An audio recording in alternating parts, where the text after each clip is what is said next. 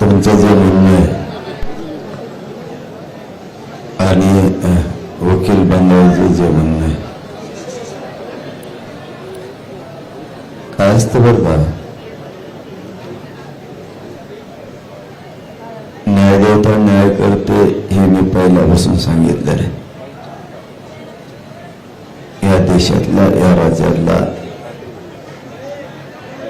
गरिबाचा शेवटचा आधार कोण असेल तर ती न्यायदेवता.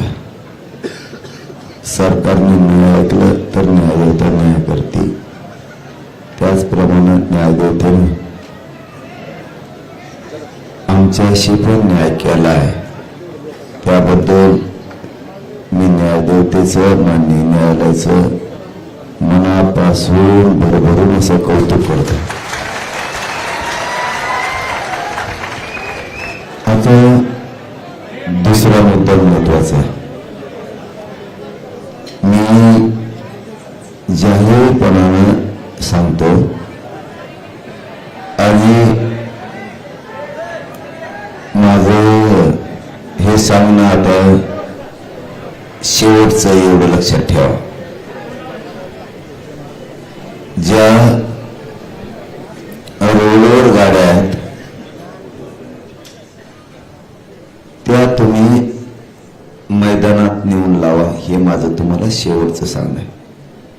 आणि तुम्ही सुद्धा मैदानावर झोपा, हे सुद्धा माझं तुम्हाला शेवटचं सांगणं आहे. आपल्याला न्यायदेवतेचं न्यायालयाचं नियमाचं पालन करायचं आहे. इथं बाजूला 200 मीटरवर कॉर्नर मैदान म्हणून आपल्याला ते खुलं करून दिलंय. जेवढ्या गाड्या मुंबईभरात त्या पुऱ्या गाड्या तुम्ही मैदानावर लावा, मैदानावर झोपा, हे मला तुम्हाला शेवटचं सांगायचं. आणि जर तुम्हाला आरक्षण पाहिजे नसलं, तुम्हाला कोणाचं तरी ऐकून गोंधळ काही करायचा असला तर तुम्ही तुमच्या गावाकडं जाऊ शकता. मला माझ्या जातीला मोठं करायचंय, माझ्या जातीच्या लेकराला मोठं करायचंय. मला हे शब्द बोलायसाठी पाणी प्यावं लागलं आणि मग बोलावं लागलं. तुमच्या बुद्ध्या जर ठेप्याला असल्या तर समजून घ्या मला किती वेदना असते, मला किती त्रास असेल या उपोषणाचा. कोणासाठी? तुमच्या लेकरा बाळांसाठी मी एवढे कष्ट सहन करतोय.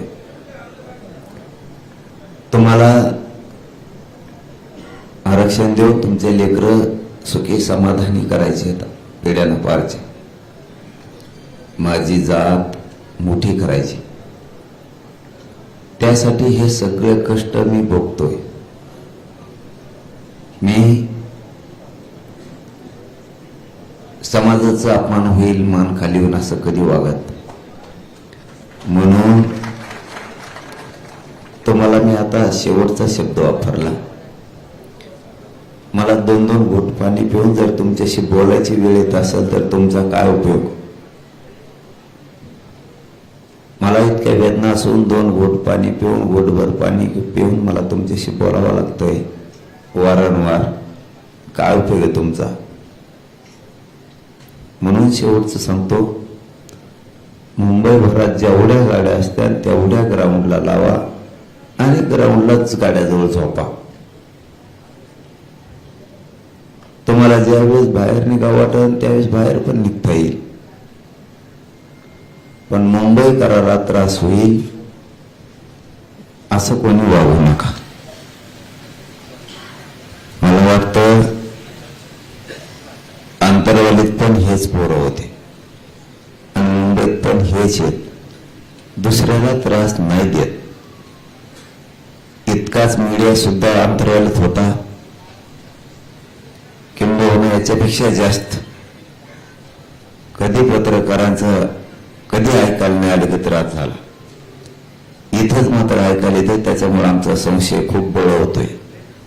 बरं हेच ते पोर आहेत, अंतरवाली त्रास नाही दिला, इथं कसं काय देते? हे काहीतरी षडयंत्र आहे. आमच्यात घुसून आम्हाला बदनाम करायसाठी हे कोणीतरी करतंय. रोडवर पण हेच आहे. कोणीतरी राजकारणी माणसाने त्याला फुगवायचं किंवा एखाद्या समन्वयकाने फुगवायचं. ते उंदीर निशा कोणीतरी येते बी सांगतो वाटतं पोरायला की तुम्ही रोड आडाच लागतो. असं मला कळालंय. बेटे तो 2-4 बाऱ्या झालेला आहे. मी फक्त आंदोलनामुळे गप आहे. तो अंतरवल्ले पण हेच केलं होतं एकदा. तो ह्या जिल्ह्यात पण हेच केलं, मुंबईत पण हेच केलं. तो मूक मोर्चाच्या टायमाला पण हेच केलं. तुला आम्ही चांगले ओळखून येत. तुला आणखीन एकदा सांगतो, तू माया नादाला लागू नको. तुला माहिती मी किती गंड्याचा आहे. मी जर मागा लागलो तो खुटा उपटीतो पुरा. असे चाळे करू नको. तुला घरी झोप, कारण इथं माझ्या जातीच्या आयुष्याचा प्रश्न आहे. माझी जात मला पुढे न्यायची आणि तुला नेत्याचं पायापासून सगळं चाटायचंय. तुला अशी सवय आहे पैशा पुढं.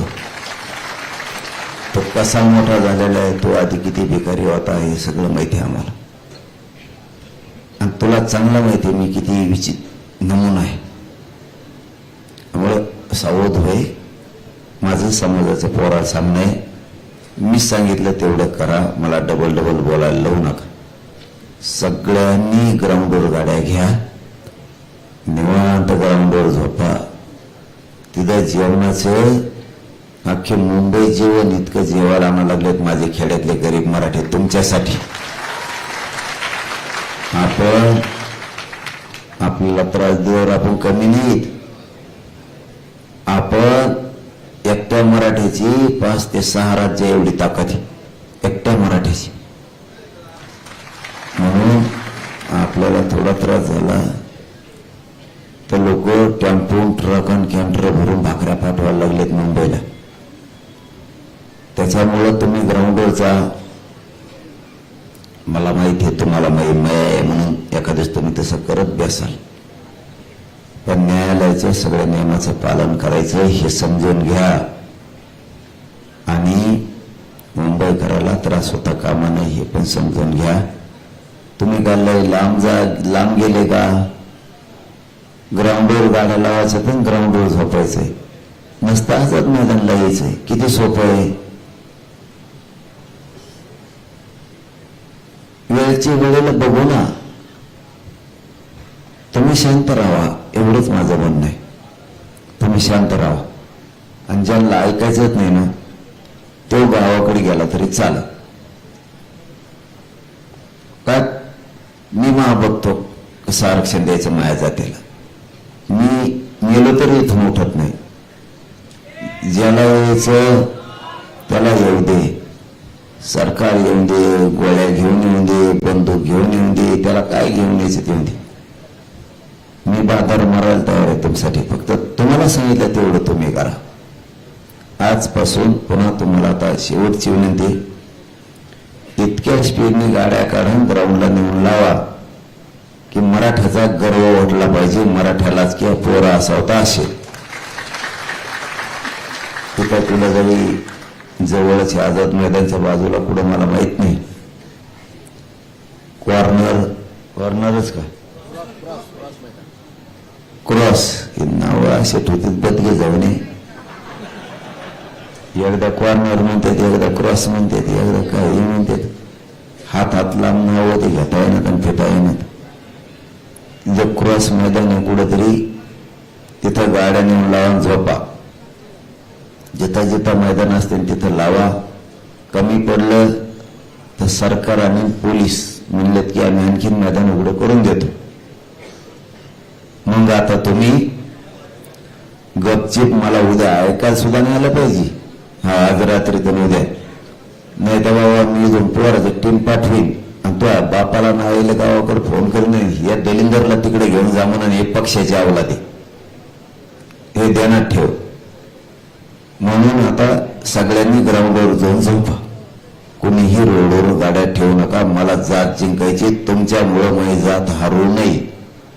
त्याच्या पुढे तुम्हाला आता बोलत नाही.